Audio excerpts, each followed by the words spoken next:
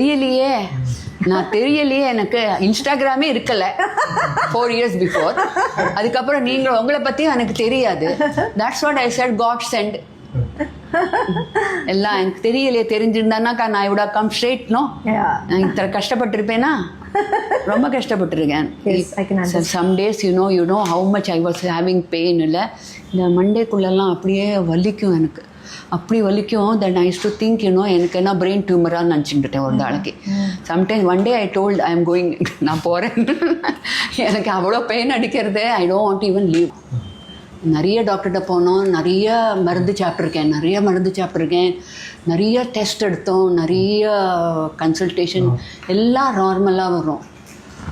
அப்புறம் அந்த ஆர்த்தோட்டிக்கெல்லாம் 1 year போட்டுருந்துருந்தேன். எல்லாம் இதில் இருந்தது, இங்கே இருந்தது, அப்புறம் இந்த பேக் இருக்குல்ல, இந்த பேக்கில் இருந்தது, அப்புறம் இங்கே இருந்தது, அப்புறம் இந்த ஸ்கால்பில் வரும். அப்போது நிறையெல்லாம் ஆனப்புறம் நான் வந்துட்டு நியூராலஜிஸ்ட்டை போனால் அவர் சொன்னால் ஹாஸ்பிட்டல் நியூராலஜி அது மாதிரி. ஸோ பெயின் ஃபுல்லாகவே கம்ப்ளீட்டாக கம்மியாக? இங்கே பெயின் ஒன்றுமே இல்லை, அமுத்தினாலே வலிக்கும். அது ஒன்றும் இல்லையே இன்னைக்கு.